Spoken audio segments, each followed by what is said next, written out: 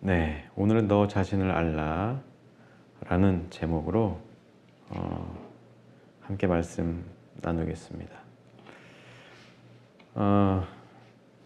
예수님 당시에 사람들은 예수님을 아까 읽었던 말씀처럼 뭐 선지자 중에 하나, 엘리야 뭐 이런 식으로 인식을 했었어요. 어떤 사람들은 정치적인 왕이다.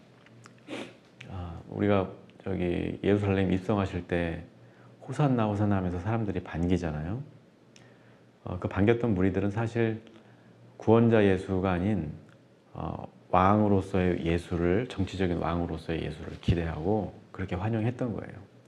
막상 예수님이 이제 돌아가시게 생겼으니까 그 중에 예수님 환영했던 인파들 중에 단 한 명도 예수님 곁에 없었죠.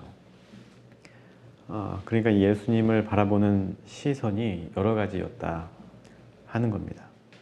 그런데 이런 이해가 옳지 않다는 것을 오늘 말씀을 통해서 간접적으로 이야기를 하고 있는 거예요. 예수님께서. 복음서에서도 예수님에 대한 다양한 신학적인 이해가 나타나고 있어요.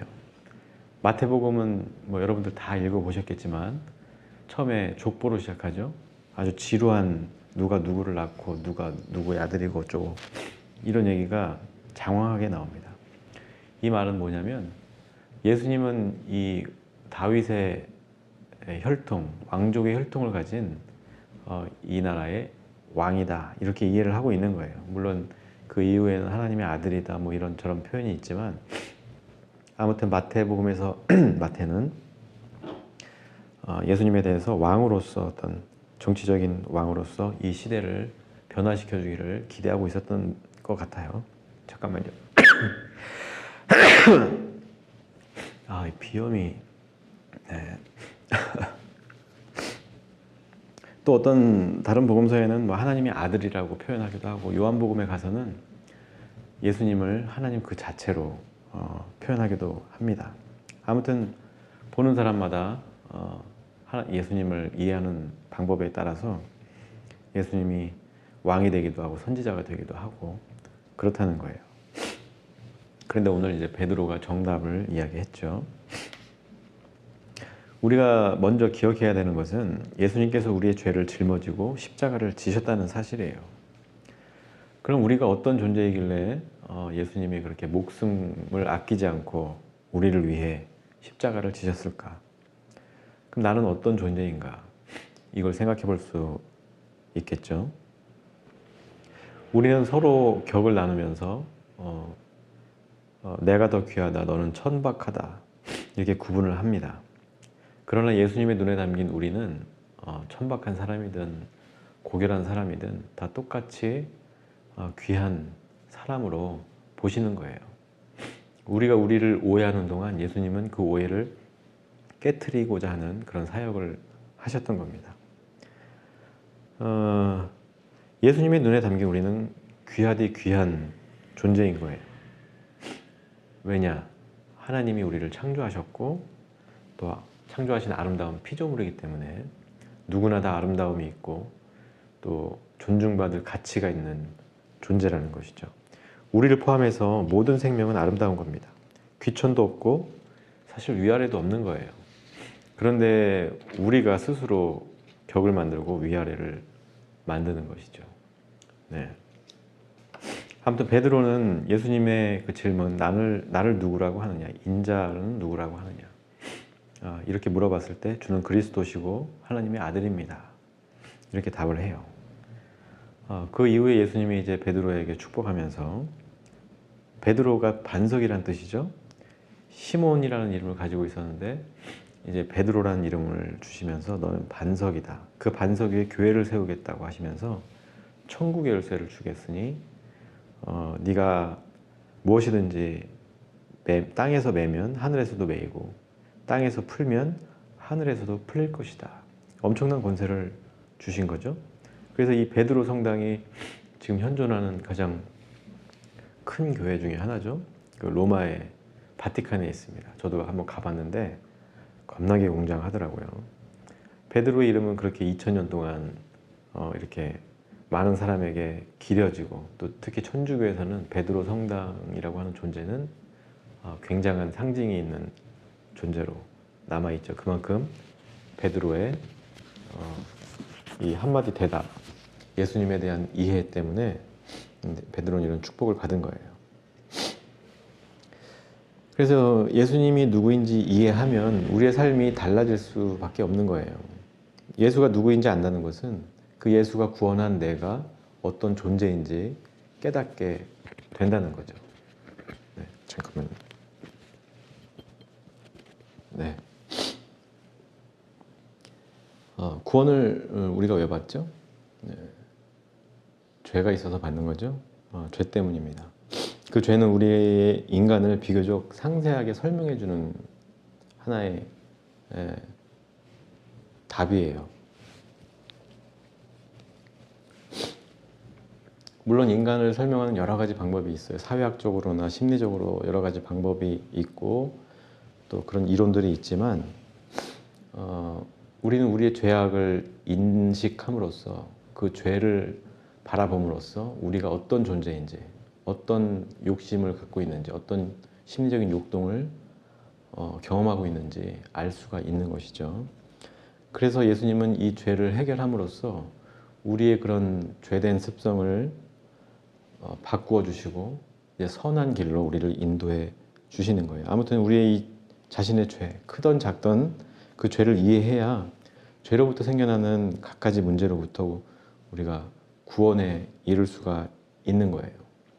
구원을 받으려면 결국엔 죄를 알아야 한다는 것이죠. 네.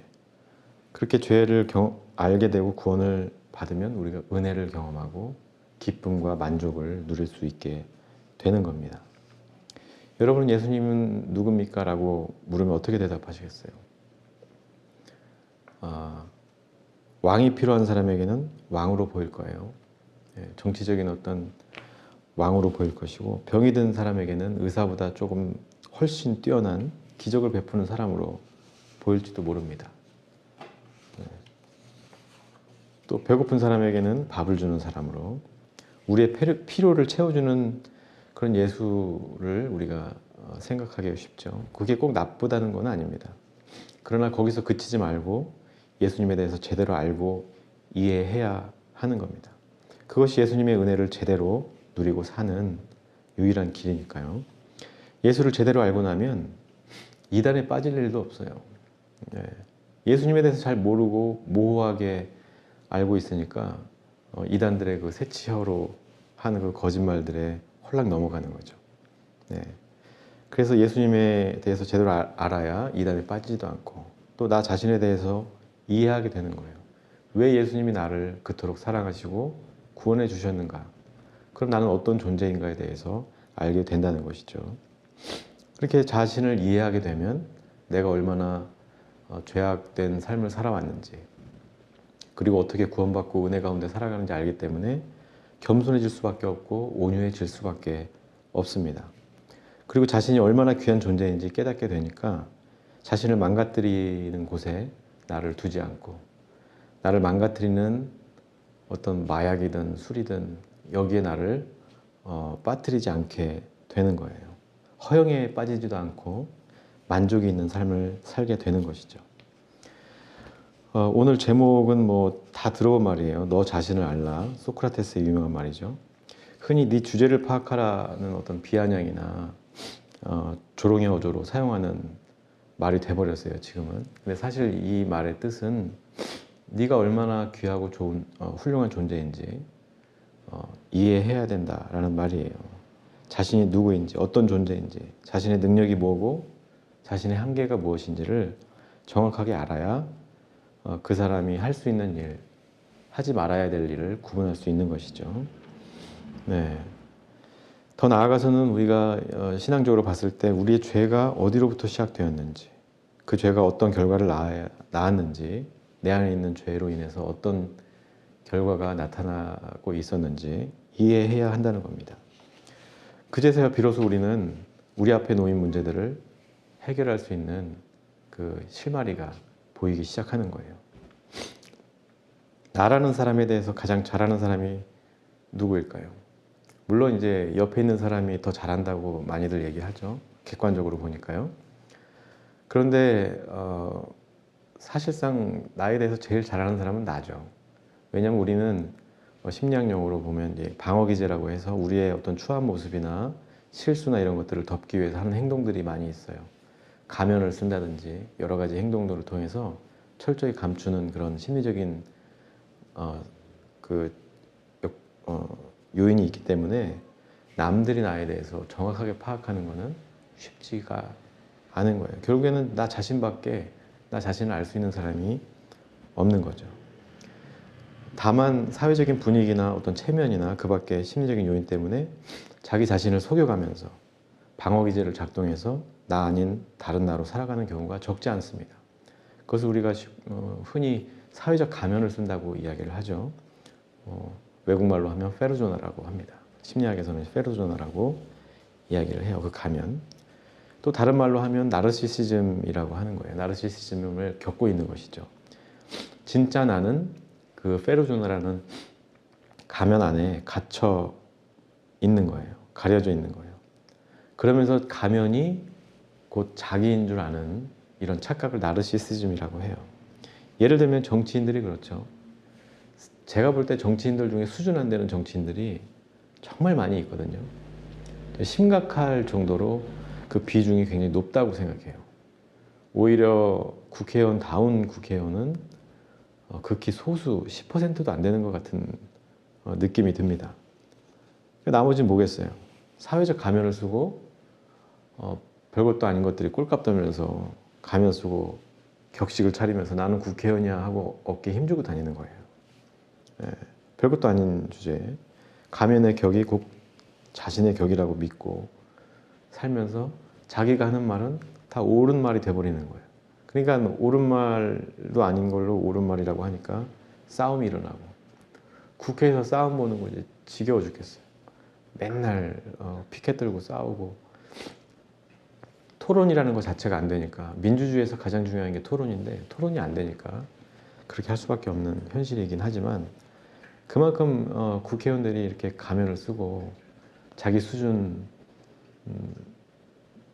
어울리지 않는 직책을 갖고 국민들을 우롱하고 있다는 것이죠. 이런 자기 모습을 직면하는 것은 쉽지가 않아요. 그러나 즉시 해야 됩니다.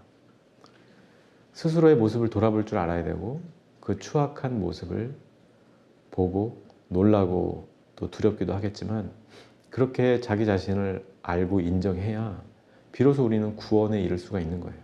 자신의 죄가 뭔지도 모르는데 무엇으로부터 구원을 받겠어요. 그렇기 때문에 우리는 먼저 내 얼굴 앞에 가려져 있는 가면을 벗어내고 그 안에 있는 진짜 나를 발견할 수 있어야 합니다. 그래서 모든 문제의 시작은 자기 자신에 대해서 모르는 것으로부터 시작하는 거예요. 자기 자신을 모르니까 타인을 이해하지 못하는 거예요. 페르소나라는 어떤 다른 격으로 그런 시선으로 그런 세계관으로 사람들을 바라보니까 사람들을 제대로 그 가치를 알아보지 못하게 된다는 것이죠. 그래서 갈등이 싹트고 이 갈등은 때로는 살인으로까지도 이어질 수 있는 거예요. 이게 작은 문제처럼 보이지만 굉장히 엄중한 문제이기도 하고 우리 실생활에 굉장히 깊숙이 들어와 있는 문제라고 볼 수가 있어요. 이런 것들이 이 관계를 깨트리고 사회적인 함의들, 약속들을 깨트리는 거예요.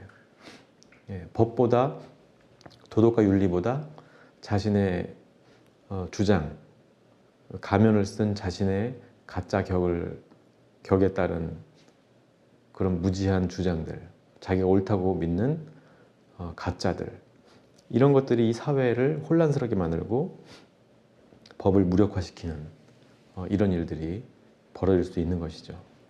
원희룡 장관만 해도 그렇죠. 그 안 되는 일을 억지로 되게 하려고 하다 보니까 뭐 자기 장관직도 걸고 정치 생명을 걸면서 엉뚱한 말들을 하고 금방 들통날 거를 그렇게 거짓말도 하고 그러는 겁니다. 우리 사회는 지금 갈 길을 잃고 있는 거예요. 공통의 목표가 사라진 시대를 우리가 살고 있어요. 다시 말하면 우리가 대한민국 했을 때 이전만 해도 K-팝이니 뭐 K 뭐 스타일이니 해가지고 우리나라는 이런 민주주의 국가고 이런 문화 강국이다, 뭐 IT 강국이다 이런 걸 내세울 수 있었는데 지금 우리나라가 어떤 나라냐? 잼버리만 봐도 그렇죠. 그들에게 우리나라는 이런 나라야 라고 말할 수 있겠어요? 네. 확신을 잃어버리는 거예요. 우리 대한민국이라는 민주주의 국가라는 그 정체성이 흔들리는 거죠. 그러니까 사람들이 이제껏 지켜왔던 원칙들이나 법치 이런 것들에 대해서 신뢰하지 않게 되고 그것들을 때로는 무너뜨리기도 하고 이러면서 우리 국가의 어떤 정체성을 잃어버리고 있는 시대다 하는 겁니다. 우리가 신앙적으로 이야기해 보면 예수가 누구냐? 세속적으로 얘기하면 정의가 무엇이냐? 여기에 대해서 답을 못 하고 있는 거예요. 교회도 그렇고 이 세상도 그렇고 정치도 그렇습니다. 대답하지 못하고 있어요. 대한민국은 어떤 나라입니까? 그러니까 뭐 어떤 대통령은 뭐 자유민주주의 국가다 이러는데 말씀드렸듯이 그건 없는 말이고 그냥 지어낸 말이죠. 우리나라는 민주주의 공화국입니다. 네. 이 말 토시 하나가 얼마나 중요한지 몰라요. 저 논문 쓸 때도 토시 하나 잘못 쓰는 거 가지고 패스가 되고 안 되고 했거든요. 그리고 이게 어떻게 순서를 나열하고 어떤 토시를 쓰느냐에 따라서 의미가 완전히 달라지는 거예요. 문법도 나름대로 그 학계에서는 나름대로의 문법이 있어요. 그래서 그 문법을 지키면서 써야 되는데 일국의 대통령이라는 사람이 자유주의와 민주주의를 혼용해서 쓰는 이런 그래서 민주주의라는 근간이 흔들리는 이런 초유의 사태를 맞이하고 그런 시대를 우리가 살고 있는 거예요. 아무튼 그래요. 넌 누구냐? 너 자신을 알라. 이런 말을 이해하지 못하면서 사회에 여러 가지 부작용들이 나타나고 있는 시대입니다. 우리가 어떤 존재인지 자꾸 망각하는 거예요. 불과 1, 2년 전만 해도 자부심 넘쳤던 K방역 세계적으로 칭찬받았던 그런 대한민국이 지금은 잼버리에서 온열 환자가 그렇게 생기는데도 뚜렷한 대책도 없고 물 그냥 얼음물 몇 개 주겠다 이게 끝이잖아요.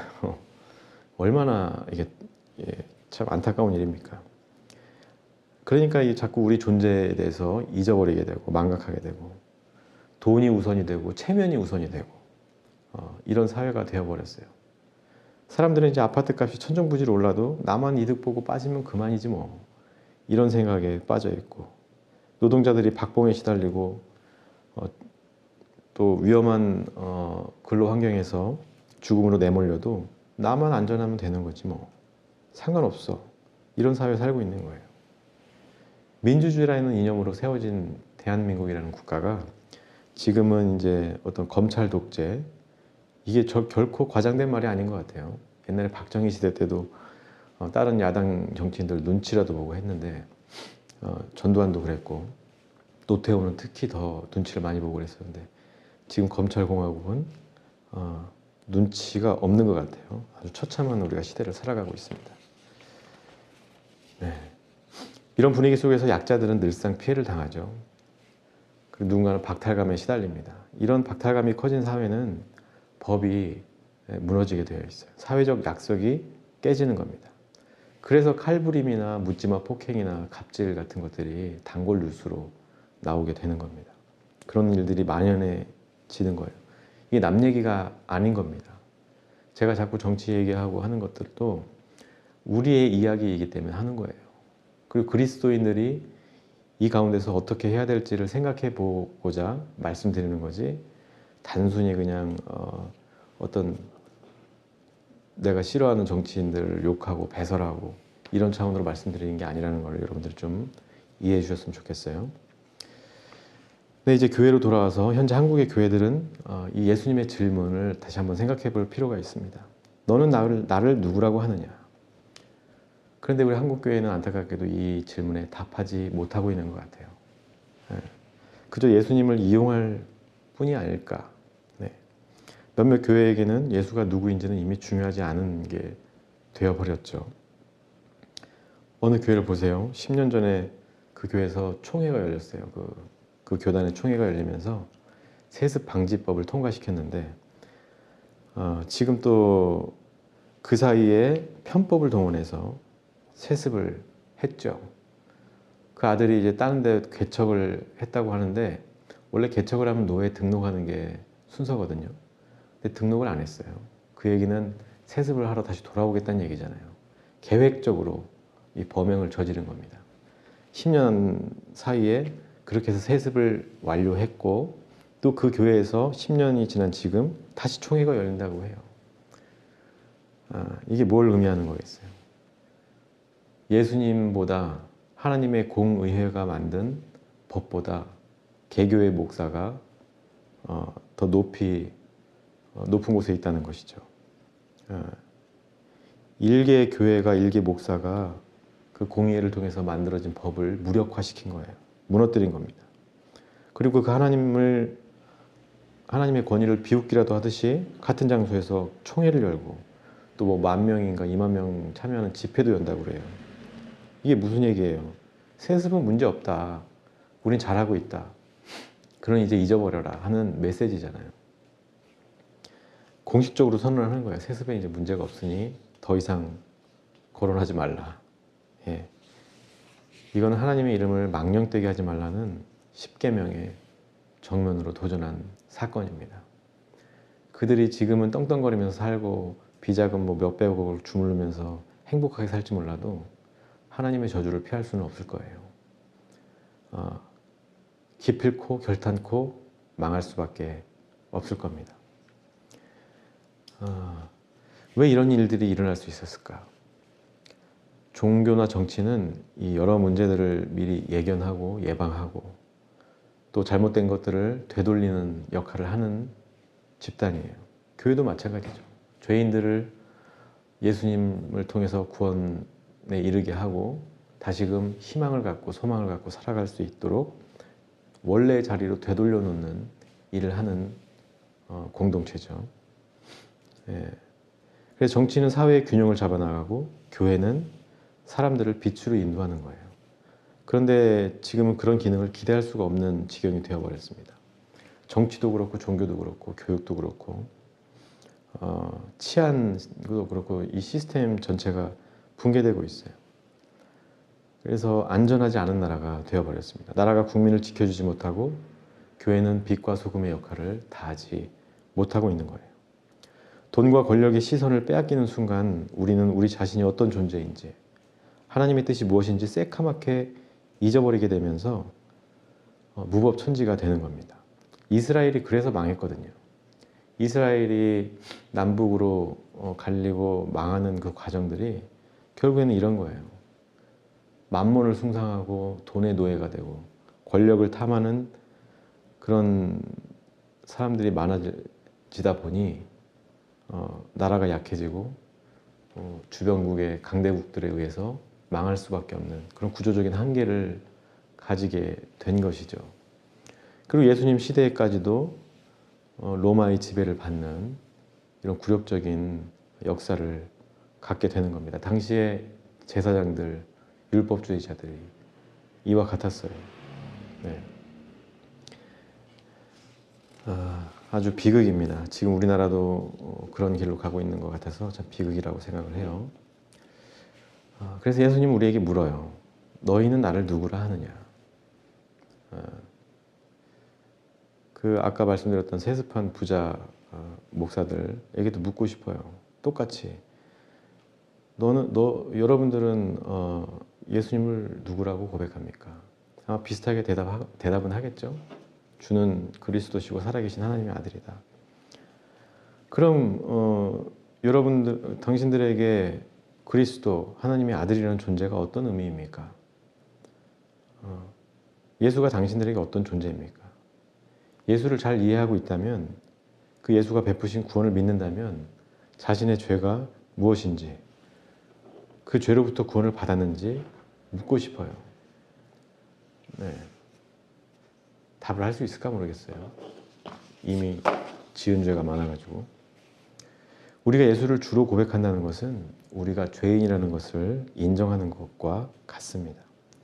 요한 1서를 보면 우리가 하나님과 사귐이 있다고 하면서 어둠에 행하면 진리를 행하지 않는 것이다 라고 단호하게 말합니다. 반대로 빛 가운데서 사귐이 있다면 그 아들 예수의 피가 우리를 모든 죄에서 깨끗하게 하신다, 이렇게 말씀하고 계세요. 이 말은 우리가 지금 어두운 가운데 있다는 사실을 깨닫고 죄인이라는 사실을 직시할 때 하나님의 빛이, 구원의 은총이 우리의 것이 된다는 거예요. 그리고 우리를 살리고 변화시킬 수 있다는 말입니다. 그래서 우리가 교회 다니면서 구원을 이야기하고 복음을 이야기할 때 가장 먼저 전제되는 것들이 우리의 죄악이죠. 우리가 어떤 죄의 속성을 가지고 있는 존재들인지, 그걸 날마다 스스로에게 묻는 것이 신앙 생활입니다. 그래서 교회는 내가 죄인임을 깨닫고 인정하는 사람들의 모임인 거예요. 그리고 예수님으로 말미암아 우리가 죄를 인정하고 돌이키는 순간 의인으로서 대우를 받고 모든 죄에서 깨끗하게 하시는 은혜를 누리면서 사는 그런 성도들의 공동체인 것이죠. 우리가 예배나 말씀 묵상을 통해서 만나는 예수님을 알게 되면 우리는 예수님을 통해서 나 자신을 비춰볼 수 있게 되고 내 자신이 얼마나 죄악된 길로 가고 있는지 알아차리게 됩니다. 그때 우리에게 회개할 수 있는 기회가 생기는 거예요. 내가 나 자신에 대해서 알지 못하면 내가 나를 어떻게 바꿔나가야 될지도 알 수 없는 거예요. 내가 나를 바꿔나갈 기회조차 없는 것이죠. 그래서 그런 기회를 우리가 가지고 회개할 때, 돌이킬 때 다시 한번 죄에서 자유로워지는 은총을 경험하는 거예요. 이런 은혜와 은총을 경험하는 일이 많을수록 우리의 마음은 점점 선하게 변화가 되고 우리의 삶도 선한 삶으로 변화가 되는 거예요. 그리고 진짜 성도가 되는 것이죠. 저 사람은 예수님 같아 라는 말을 듣고 살게 되는 거예요. 그래서 날마다 그렇게 자유로움으로 나아가는, 구원받는 것이 신앙생활입니다. 그러려면 먼저 우리의 죄를 인정해야 된다는 거예요. 소크라테스가 한 말이긴 하지만 우리는 이 말을 기억했으면 좋겠어요. 너 자신을 알라. 네 주제를 알라, 이런 말이 아니라는 거. 아까 말씀드렸죠. 결국 하나님에 대해서, 예수님에 대해서 이해해야 한다는 것이고, 또 그 하나님, 예수님을 통해서 그 말씀들을 통해서 우리의 모습을 비추어 볼 수 있어야 하는 거예요. 그래서 예수님에 대해서 배우고 하나님에 대해서 배우는 것은 나 자신을 알아가는 과정입니다. 이 과정을 생략하고 그냥 교회만 열심히 다닌다. 그런 게 무슨 의미가 있을지는 저도 잘 모르겠어요. 그냥 교회 다니는 사람밖에 안 되는 것이죠. 그래서 하나님에 대해서 우리가 공부하면 공부할수록, 성경책을 읽으면 읽을수록, 이해할수록 내 자신이 어떤 존재인지 명확해지는 거예요. 그래서 죄 이전의 나에 대해서도 알게 되고 죄 이후의 나에 대해서도 알게 되는 겁니다. 그때 비로소 우리가 빛에 거해야 하는 이유가 분명해지는 것이고 회개에 합당한 열매도 얻게 되는 겁니다. 그리고 그 구원의 은혜가 나를 살게 한다는 사실을 깨닫게 되는 것이죠. 사람은 무엇으로 사는가? 톨스토이 사랑으로 산다고 그랬는데 그거예요. 하나님의 사랑을 확인하는 거예요. 구원을 받는 것을 통해서, 그 은혜를 경험하는 것을 통해서 하나님의 사랑을 느끼고 그 사랑이 있기 때문에 우리가 살아갈 수가 있는 거예요. 이게 없다면 우리의 삶은 굉장히 척박해지겠죠. 돈은 많이 벌고 높은 지위를 얻는다 해도 우리는 메마른 삶을 살 수밖에 없는 겁니다. 오늘 예수님께서 다시 묻습니다. 너는 나를 누구라 하느냐? 그리고 너는 누구냐? 여러분들 어떻게 대답하시겠어요? 이 순간에도 여러분과 저에게, 또 이 망가진 교회와 사회에 매 순간 묻고 계시는 거예요. 너는 내가 누구라고 생각하니? 그리고 너는 누구니? 라고 묻는 겁니다. 이 물음이 없는 사회, 이 물음이 없는 사람은 건강할 수가 없어요. 왜 자꾸 죄의 이야기를 하느냐 이렇게 불편해 하실 수도 있는데 그 죄가 있어서 우리가 구원을 받는 거잖아요. 죄가 없는데 구원받으면 무슨 기쁨이 있겠어요.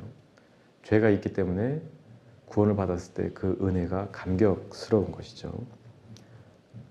그래서 죄가 있기 때문에 역설적으로 보면 그 죄가 우리에게 은혜를 경험하게 해주는 거예요. 그래서 어쩌면 지금 이 순간이 교회와 사회를 위해서 기도할 수 있는 기회이기도 한 거예요. 이 죄악된 세상, 이 가운데서 우리가 기도할 수 있는, 구원받을 수 있는 기회가 되는 것이죠.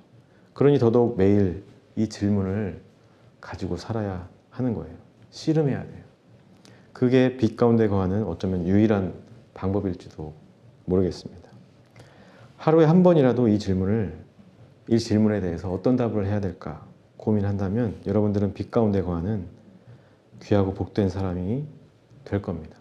그리고 그런 사람이 많아질수록 이 사회는 건강하고 복된 그런 사회가 될 거라고 믿어요. 그러면 묻지마 폭행이나 이런 것들도 많이 줄어들겠죠. 교회도 마찬가지예요. 빛 가운데서 하나님과 사귐이 있는 사람은 하나님이 택하시고 존귀하게 여기신다. 이런 사람이 많은 교회가 되면 그 교회는 건강한 교회가 되는 것이고, 우리가 그 예수님의 질문에 답할 생각이 없고 아무 생각이 없다면 우리는 여전히 어두움 가운데 거하면서 나는 빛 가운데 있다는 거짓말을 하고 사는 그런 존재가 되어버리고 말 것입니다. 그래서 제가 말씀드리고 싶은 건 그거예요. 여러분 자신이 얼마나 소중한 존재인지 얼마나 귀한 존재인지 깨달았으면 좋겠어요. 여러분 자신을 잘 아는, 우리가 어떤 존재인지 날마다 기억하는 저와 여러분이 되기를 주님의 이름으로 축복하면서 말씀 마치도록